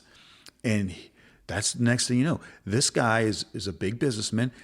Every Palm Bay Police Foundation that I've ever went to. He donated thousands of dollars. He donates thousands of dollars to the mayor's ball, to the sheriff's department. But now, because he said, asked two simple questions, he's defunding the police. The police department doesn't back him anymore. They think he's, and it's just crazy. But this guy's been nothing but supportive. But one small little request, and he didn't ask a lot. Yeah.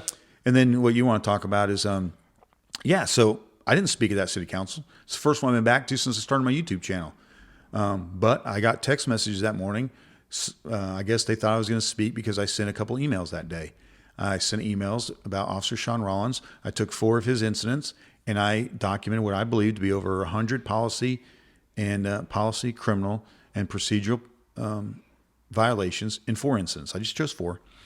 But I documented every one of them line by line. I think it took me 22 pages. And I sent it to him. I said, you guys, the purpose of me sending you this email is so that you guys cannot no longer have qualified or sovereign immunity. That you guys, I want to make sure that when the lawyers start coming, that you guys can personally be held accountable as individuals. So that's why I sent them. And then I sent one on a consent agenda item because they're sending people all over the country again, spending money that we don't have. And so I think they thought I was going to speak. I did go. I held up 2 signs outlining the victims of what I believe that Sean Rollins has unjustly, illegally targeted, arrested, or searched their vehicles for no reason. And so I guess I disappointed the city manager, but I started getting text messages. I tell you, I still talk to several officers and employees there. And I got a text message, hey, city manager is telling people that he's going to put you in your place tonight, that he's got something ready for you. And I'm like, well, I wasn't even going to go, but I said, okay, I'll go then. I quickly had, paid a couple $100, had 2 signs made, and I said, I'll go then. I sat right in the front row. And sure enough, at the very end, he goes on this, I think it was 10 minutes, and he talks about, he says, Deputy Chief Fisher says that he told me personally and 2 other people that for $450,000, he'll get rid of his YouTube channel and everything. The same former deputy chief who told me to my face, and several others, in fact, at least 2 others have come forward with this same exact message. This will all go away. The YouTube channel will shut down. If a certain 1 or 2, now about 5 or 6 police employees are terminated, and a payment of $450,000 was made in the guise of a settlement they believed they were owed. That's it. And those 2 people who relayed that message were here in this room tonight. I ask myself, if this is not corruption, what is? And I'm like, well. Is that something you did say? No. Okay. No. 1, he's lying because him and I have not had a personal conversation since May of 2024 or 2025, May 2025. My YouTube channel didn't start till October 4th. That's how I know what day it started because I actually looked. And so he bull-faced lie. He said, to my face, Deputy Chief Fisher said this. Not at all. So I've been talking about workman's comp. So my workman's comp and my attorney, workman's comp wants to settle my workman's comp case. They don't like paying out every visit I go to, all the medication I get for heart and PTSD. And so they've reached out to my attorney, and those are numbers that they talked about. And so he's trying to make it sound like, oh, I'm extorting the city out of $450,000. No, that's workman's comp. But here's the other thing. I have other lawsuits that I'm in the process of filing. EEOC, whistleblower, violation whistleblower, unlawful termination, First Amendment rights violations for everything they did to me at the podium. And so, but the city won't even settle my workman's comp unless I sign away the rights to everything else they've done to me. And I told my attorney, that's not happening. Not for a measly workman's comp settlement. If they want everything encompassed into one, I said, if they want everything encompassed into one, yeah, we can do that. But I'm not signing away the rights to everything that they've done to me, everything they've done to every citizen. That's not happening. So that's where that number came from. That was something me and my attorney talked about. And then he went on and on about all kinds of stuff. He said he didn't know. He talked about this officer's hiring. He went back to a 2019 officer-involved shooting at Columbia, South Carolina. It was justified. He skipped over the 8 uses of force that weren't justified. Yeah. So he cherry-picked 2. And then the mayor wanted to pick, I talked about 2 officers who got shot. That individual encountered Officer Sean Rollins, and Sean Rollins is the one that ended up killing him that day. And I say, you can't be a hero one day and the villain the other 364. It doesn't work that way. I get it, man. And that's when I talk about going back to the root of what's happening. If you look at the pattern of behavior, it's usually after critical incidents right? If you don't get the right treatment, you don't get the right support, that's when things go south mentally for you. And so that's what it was all about. And he's like, I've been talking to attorneys or something. I'm contemplating, thinking about filing charges for extortion of a public official. I'm contemplating filing a criminal complaint for the attempted extortion of a public official, my opinion, what are these attempted extortion of a public official, and have those two individuals subpoenaed to corroborate this true account. Would it serve the greater good? Or would it just serve to continually destroy, distract, and disparage our city? Something's changed in our community. Several, more than a few, but less than 10, several current and former police officers have asked me to place them on the public record. They'd like to be deposed. They would like to come forward and testify about the actions, abuses they claim to have suffered under a former deputy chief. At this point, that serves no purpose.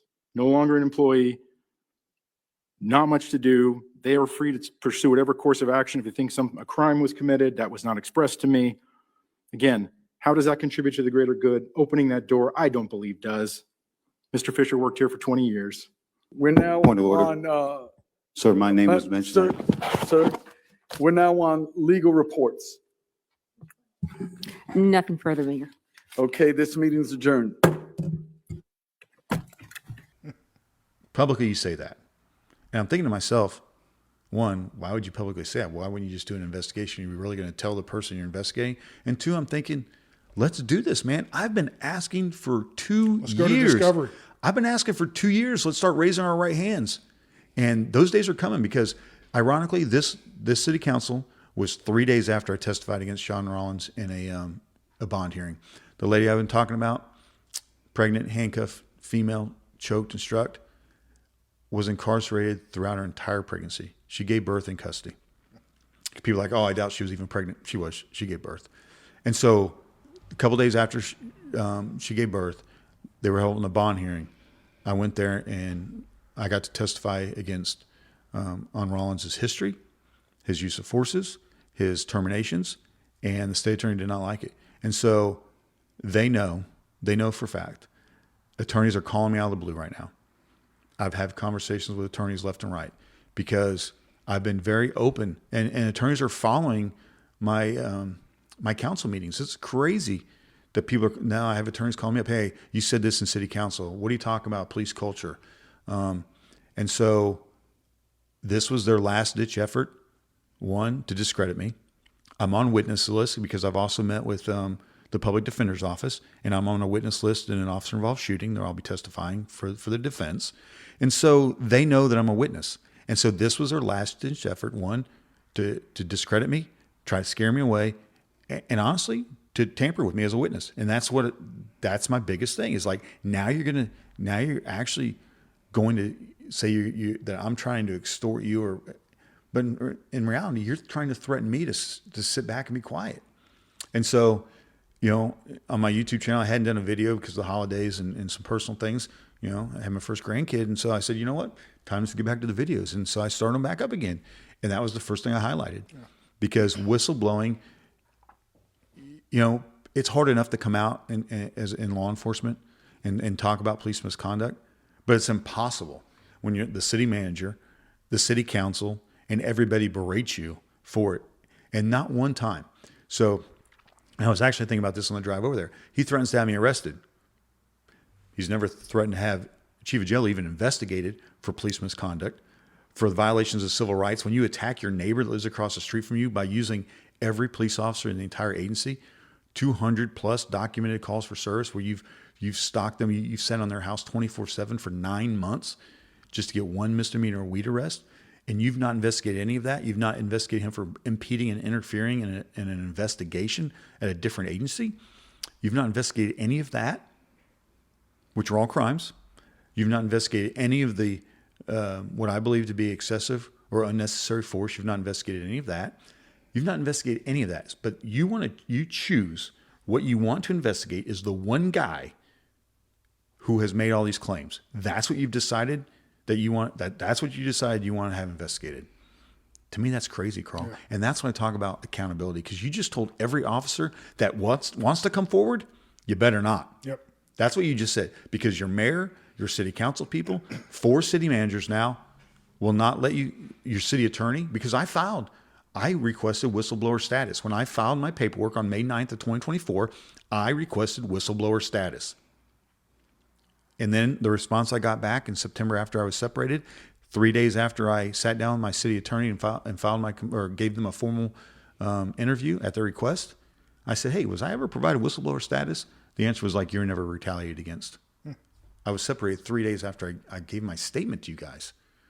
So yeah, so that's what it all comes down to. It was a public display to threaten me and to tell every other citizen, every other city employee, and every other police officer, you better just be quiet because we're not going to listen to you anyway. It doesn't matter.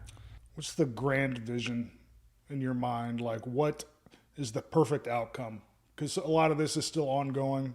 There's still legal cases. There's still cops that probably shouldn't be cops working. What is the grand, like, if everything could be perfect, what is the perfect solution to this whole problem that you've described?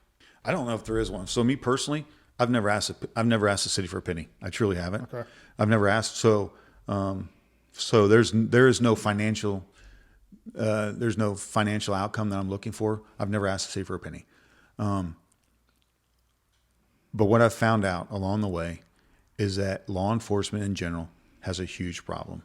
And that problem is we won't hold people accountable. I don't know if there is an outcome for me. I don't do the YouTube channel for any reason other than to get a message across. Yeah. If you look a lot of it's localized stuff anyway. But it's big scaled thinking. I just want to bring awareness, and citizens have to know that the odds are the deck is stacked against them. I mean, I've went to Titusville at their city councils and spoke. I've been to Mascot and spoke. I just want to keep getting the message out there that it's okay to criticize law enforcement and still back the blue. I mean, that's what you can do. But if we allow our leaders to do whatever they want and not hold others accountable, that's a problem for the citizens. They're the ones that pay the price for that. Yeah. And that's unfortunate. Yeah, I think as far as what citizens can do to help hold officers accountable, I think you got to record every interaction with cops just for your own sake, because you can't always rely on the body cameras. And, you know, a lot of cops, and I used to have this same kind of mindset with these First Amendment, Second Amendment auditors. I'm like, oh, why are they fucking with cops? No, actually their job is really important. You know, you have to stress test the boundaries of civil liberties. You know, if we're going to have a functional republic, representative democracy, we have to be able to hold cops accountable. And auditors are really kind of, First Amendment auditors are really kind of leading the charge on that, you know, because how many times have they uncovered some really corrupt stuff? And my hat goes off to them. I think they're doing a great service.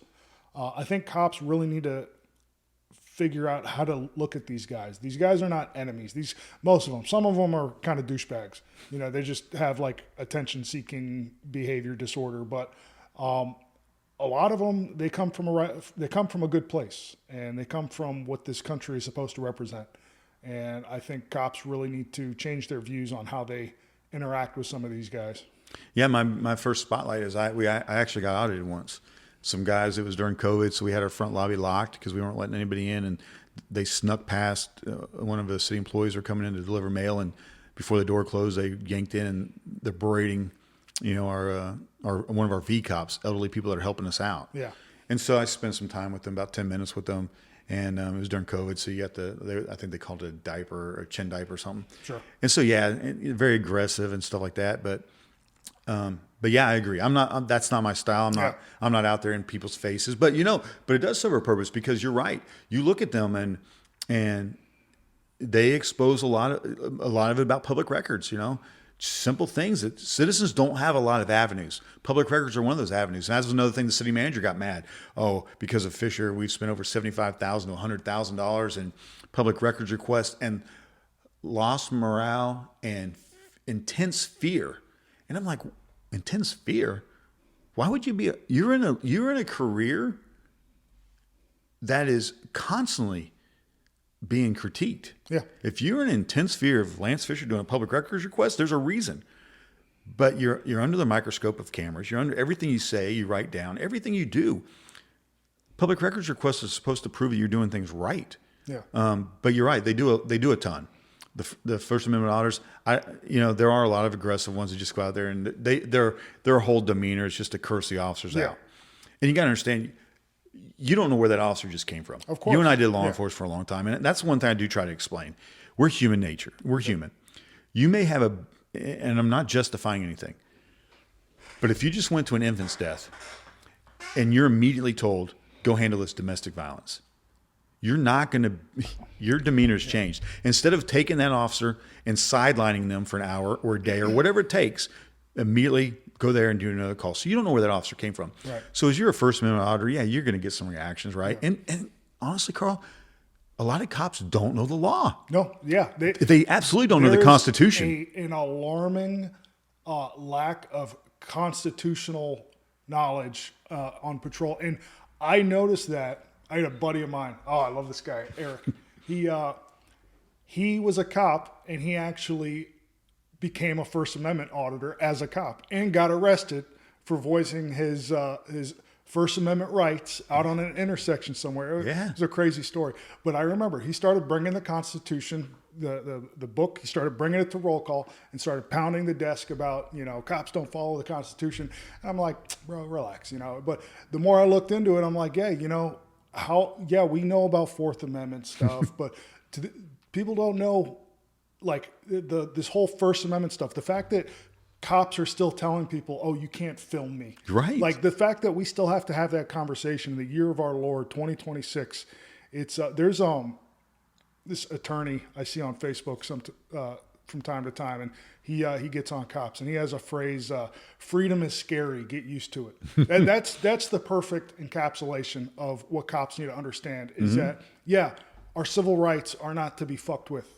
And the Constitution is important. Yeah. Without it, we don't have a country. So learn to respect it. Yeah. Well, I sat down with James Madison months ago, right? And he asked me some Constitution questions, and I was like, I really couldn't. As a deputy chief, I struggled answering them because the only Constitution law we ever get is maybe in the police academy. I think it's 80 hours of law. I don't know how much of that was Constitution, but 20 years later, I don't remember the Bill of Rights and the basic stuff. I mean, I don't. Yeah, we know some of our Fourth Amendment. We know rights of search and seizure and First Amendment and all that kind of stuff. But as cops, we don't train for the day-to-day stuff. We train for the day that may never happen. And once a month, we get a legal update, send it into our email. 5 seconds, you can close it out, and it checks the box that you read it. That's it. Because all we cared about and as an admin was, did the officer get it? Did they have the ability? And we're liable, right? Yep. As a police department, we're liable because we provided you with the documentation. We provided you with the training that we had to. We don't care if you read it or not. Yeah. As long as you check the box, we're good. Yeah, they're offsetting their liability on Absolutely. you. That's by all it box is. Checking. Yeah. That's all it is. We do that with all kinds of training. Yeah. But the citizen on the street, they don't care about just checking a liability. They want you to know the law. Yep. When they get pulled over and it's on video and they're asked to step out of a car, Sean Rollins tells this officer, hey, I'm going to get them out and ask them for consent. This lady says, no, I don't have to give you consent. He gets pissed. And it ultimately says, I don't need your consent, furtive movements. You just told the officer you were going to ask for consent. She's like, well, why'd you ask me for consent? Well, I just want to see if you'd be cooperative with me. And then she goes, and then he F-bombs her, and she goes to pull her phone out to record, and guess what happens? Immediately put in handcuffs. Now you're being aggressive. You're going in handcuffs. So she sits in the back of the car for 7 minutes while he's searching her car. He ends up writing her 2 tickets, 20 minutes into the stop. So just basic Constitution, right? Yeah, and I want to stress too, because I'm sure I have some people that are critical of cops that watch my channel, and I want to stress that this is not a police problem. This is a human nature problem. Mm-hmm. Absolutely. This is what's that psychology experiment, the Milgram experiment? Editor Carl here. And while, yes, the Milgram experiment is also a fascinating study about the psychology of authority, I was actually thinking of the Stanford prison experiment here. And I'm aware over recent years, some experts have come out to challenge some of the findings of the experiment as non-replicable and overly sensationalized. But I think it's still worth looking into for people in positions of authority and public trust. This is what happens when people get into authority, into positions of authority. It's the power gets to people's heads. Yeah, absolutely. So, again, I love cops. I want the best for my brothers and sisters that are out there doing the job. I pray for them every single day. But it is, when people criticize cops and they criticize the institution of policing, what you're really criticizing is the human condition. When somebody gets used to this power and authority and it's left unchecked, that's how things go off the rails. Absolutely, because I talk about a pattern, right? Columbia, South Carolina, mascot. 2019 to 2026, not one person has said your actions are wrong. Yeah. Even though it's on paper, terminated, separated for police misconduct, you got hired again, and then police brutality lawsuit, and you get hired again.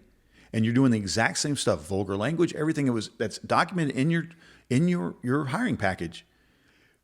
There's just some people that shouldn't be cops. Yeah. That's just the way it is. And the problem is, though, is 3 people are on that traffic stop and watching him curse this person out, and not one of them say anything. And so you're right. It's a mentality problem that officers can't even say, "Hey, man, we can't search this car. You asked for consent. She said no." Just because you believe she was messing with her seatbelt is not furtive movements. Case law has clearly said you must have more furtive movements and reasonable probable cause that there's a weapon or something in the vehicle. Yeah. 3 people told you she was messing with her seatbelt. And then at the end, you know what he says? I guess she was just messing with her seatbelt because he didn't find anything. Clear violation of the Constitution. But that's what it all comes down to. Cops don't know the law. Yeah. And if they do know it, they don't care. Yeah. Because nobody's going to hold them accountable. It's on video, and nobody will hold this guy accountable. And so you just told every officer in Palm Bay, you can stop any car. She was stopped for driving too slow in the left lane, which is we all know as cops, pretextual. There was a purpose why you're stopping somebody that. But you told every cop in Palm Bay, you can search everybody's car for any reason. All you got to do is say that they were doing movements. That's what he said. Citizens need to be aware. Yeah. And I put it out there, and I think that was when I said, this goes to the citizens of Palm Bay. You better be aware. Because people always say, well, if you're just abiding the law, right? Well, if you weren't breaking the law, this wouldn't happen to you. Driving too slow in the left lane, that's all this lady was doing. Yeah, it's the same people when they implement mass surveillance. Oh, if you shouldn't have anything to hide if you're doing it. No, come on. Talking about flock? Yeah, that type of nonsense. But yeah, which is crazy because I hate to say it, but I'm one of the prime reasons that flock is here in Florida. I did the pilot with shame on you. I know, but right, different time, different mentality. But here's what I didn't realize at the time is that we would let it go unchecked. Yeah. We don't. I just did a public records request. Palm Bay doesn't even have a flock policy. There is no policy on flock, which if there's no policy, means you can't hold officers liable. So they can follow and track anybody they want, friends, foe, family, ex-wives, girlfriends, anybody they want. And there's no policy in place that says they can't do that. But here's what we were using them initially for investigative reasons. Now officers are literally sitting down the road. The flock is doing all their work. If it tells them an expired tag or whatever they want to put in there, they immediately, there's no police work anymore. Right. They're literally, I watched it. I was thinking about it here today. I'll probably get a video of it soon. I'm going to sit down from a flock camera, video the flock camera, drive, and video the officer. But they're not using for, because when we got them, and how it was sold to us and how I sold it, investigative purposes. We have a homicide. We go check the camera, find out who was in the area, use other investigative tools. It wasn't designed to track and surveil citizens, but that's what we do now with it. And look, and I'm very sympathetic to a system like that if it's a high crime area. I think there should be, I'm not saying I'm completely against something like a flock system, but when it's just unfettered, unchecked, Fourth Amendment violations on a routine basis, like same thing with red light cameras, speeding cameras. Brutal. That's all unconstitutional. Well, those are money grabs. Yeah. I was a part of the meetings. And that's my biggest problem is people. Public safety. Well, under the guise of public safety, they try to make money. They try to incentivize, traffic tickets and things like that. And it's just a moneymaker for police departments. I think that I think it's stupid. Yeah, Palm Bay, we started ours. I was a deputy chief, right? Yeah. We were having meetings. They sold it to us. A town in Georgia was making $250,000 a month for an agency that's under budgeted, a city that can't keep up with budgets because it's all residential and no commercial based taxes. It was great. Yeah. I had the text messages. We were laughing about how much money we were going to make. We never had one conversation about child safety. I tried to find any crash involving a child in a school zone. Couldn't find it. What I did find is just a quarter mile outside of a school zone in a Publix parking lot, we had 2 fatalities, 1 child and 1 adult because of parking violations. Yeah. But we don't have anything set up for that. They lasted 8 months. We were getting tickets. We were getting people tickets from Miami-Dade, Florida. Their tickets were saying that they were in Miami-Dade. We were getting people that had double speeds. It was calculating their speed twice. And nobody was, the only way you could get out of it is you had to prove it was innocent, or it was guilty unless proven innocent. And that's not the way our court systems are made up to be. Of course. And the only reason this one lady got off was because she actually had a GPS that tracked, because it was a business car. And she said, here's my GPS. It tells you I was doing the speed limit, but it had her doubled. It was calculating twice. So complete money to grab. And I would rather agencies just be transparent. We need the funding. Yep. But there were so many issues, so many bad tickets that finally the citizens had enough. And our speed cameras are gone. All right. So I tell all my guests to, if there's a piece of advice you would give to your younger self, and you wrote down, have a life outside of law enforcement. Don't let it define who you are. Law enforcement is a meat grinder, and it will chew you up. And I could not agree more. You want to talk a little more about that? Yeah. So I think we talked offline, right? I think law enforcement officers are afraid to get out of law enforcement. Yeah. But there's a life outside of law enforcement. That's what I tell people now is if you're dealing with the stress and all that, get out of it. So we live law enforcement. People say, anybody you talk to, find friends outside law enforcement. You can't.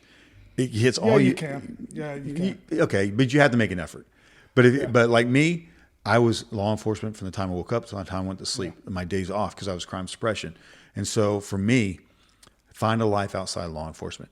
I missed birthdays. I missed all kinds of crazy stuff. Don't let it define you. Yeah. I was never Lance Fisher. It was always Officer Fisher, Sergeant Fisher, Lieutenant Commander, Deputy Chief Fisher. It was never Lance Fisher, even though I never went by rank. But that's who I always saw myself in a uniform. My kids used to say, I had a Halloween costume, I put the uniform on, I was a completely different person than when I took it off. And so that's what I mean. Don't let law enforcement define you, because you could be in law enforcement for a week. I describe it as a meat grinder. I'm going to go in as Lance Fisher. I'm going to come out looking like a pile of hamburger. Some type of abomination. And somebody, you're going to try in 25 years, you're going to try to take that pile of meat and put it back together, and it's going to be nothing but just a mess. It's like trying to make a hamburger. It's just not going to be that. And there's nothing you can do to change that. There's just nothing you can do. If you do it right and you care about people and you do this job for the right reasons, I think you can come out better. You're going to be scarred, without a doubt. It's going to be scarring, but I think you can actually make it to where you can be a much better human being and be a force for good in the world. Yes, absolutely. But there's some things you're just not going to be able to unsee. And that's what I'm talking about. I understand. There's just some things you just can't unsee. And when I talk about, I think we mentioned it in the beginning, there's going to be some type of trauma. And how you deal with that? Because the other thing is you got to start getting that help early on in your career. You can't wait till the end and try to compartmentalize everything.